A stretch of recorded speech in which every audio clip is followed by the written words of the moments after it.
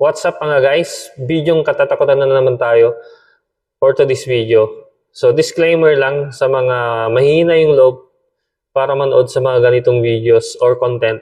Kailangan may gabay kayo at guidance ng nakakatanda or may kasama kayo habang nanonood dito. Kasi magiging disturbance to sa inyong pagtulog pag nakanood kayo ng mga ganito.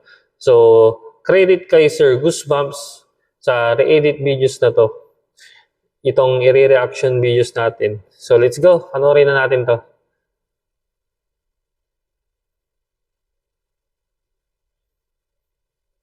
Awake at midnight.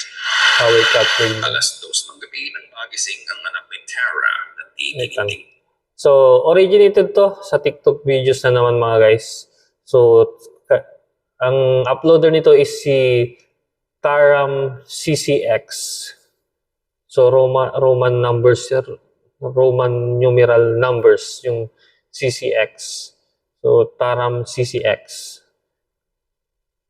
Sa paligid niya na parang may nakikita siya. Bata. Kwento ni Tara, may mga pagkakataon Tara. na sinasabi Yun yung uploader. Hindi kaya ay bigla Baby. na tumatawa ng mag-isa. Naging dahilan ng pagkabahala niya. Nagbibigay ng alert ng baby monitor niya kapag nagigising. Story time muna mga guys. Ito based on our experience sa bunso kong anak na 2 years, magto 2 years old nun nung nagbakasyon kami sa province sa Pangasinan. So ganito, yung kasi, bahay ng kapatid ko is nasa 3rd floor sa may taas.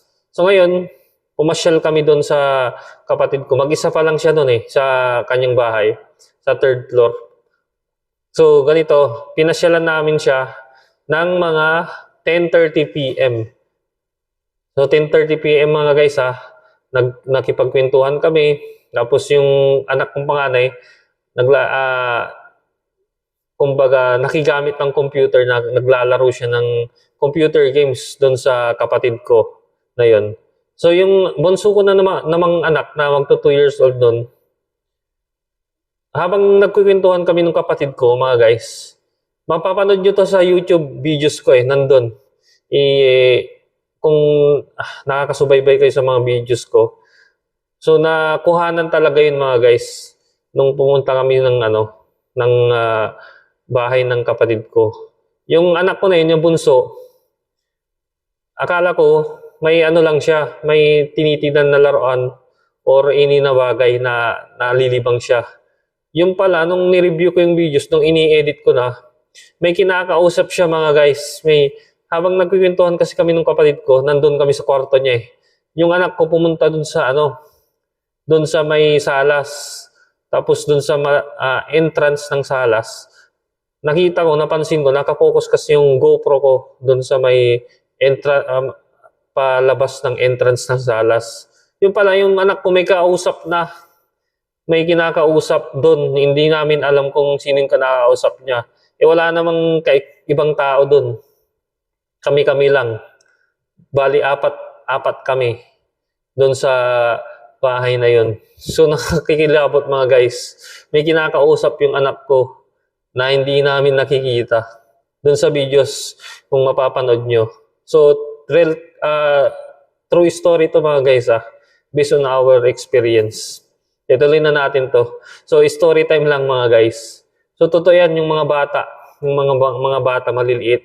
Mga baby, mga 2 years old, 3 years old yan. Malalakas pa yung mga 6 sense ng mga yan Open na open pa yan. Kaya may nakikita silang kakaiba na hindi natin nakikita. Ang bata sa gabi at nang mapanood niya ang video, lalo ba siyang ginilabutan? Yan, ginigilabutan ko. Totoo kasi yan. May mga bagay-bagay kasi tayong hindi na maipapaliwanag.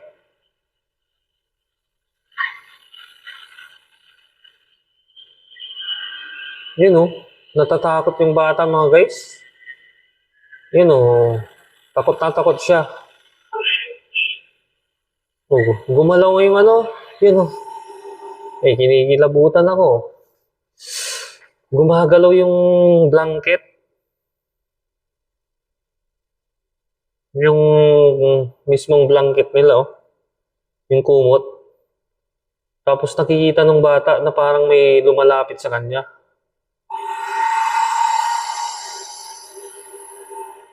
Pag ganyan kasi evil spirit yan eh.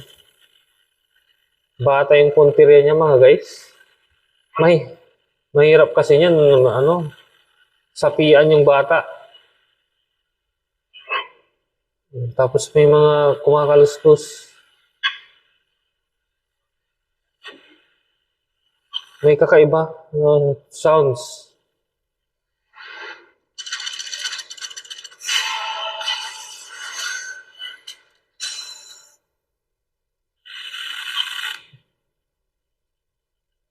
May kakaibang tunog. Nung gabi yun, nagising ang anak ni Tara dahil sa ingay na narinig niya. May kakaibang ingay. Sa paligid niya, makikita mo bahagya siyang bumaba sa kama. Tapos O, di ba? dito mo ba? Makikita mo, may nakikitang kakaiba yung mga bata. Yan, yung bata. May nakikita siyang paparating sa kama eh. Kinikilabutan ako.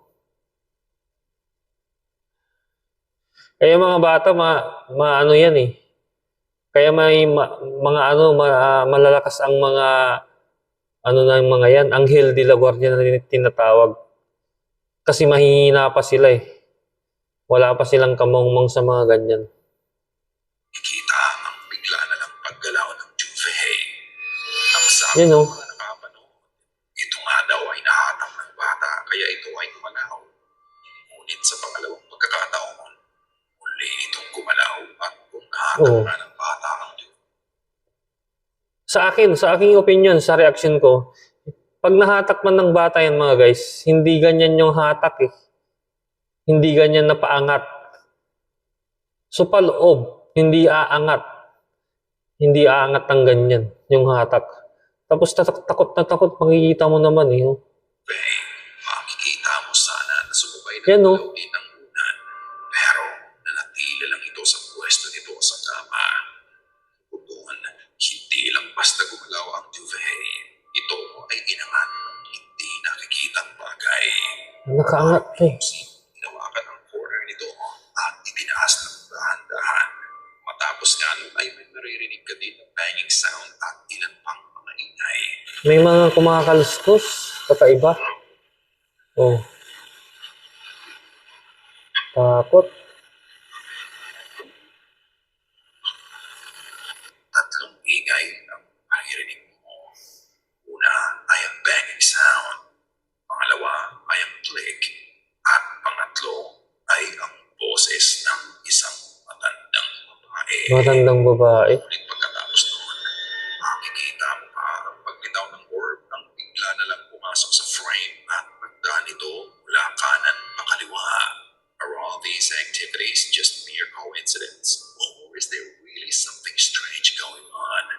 Ayon kay Tara, sila ay nakatira sa bahay ng ina niya na mahigit isang So yan oh, yan yung explanation, story time nung uploader na babae. I can't believe this was caught on my baby camera last night.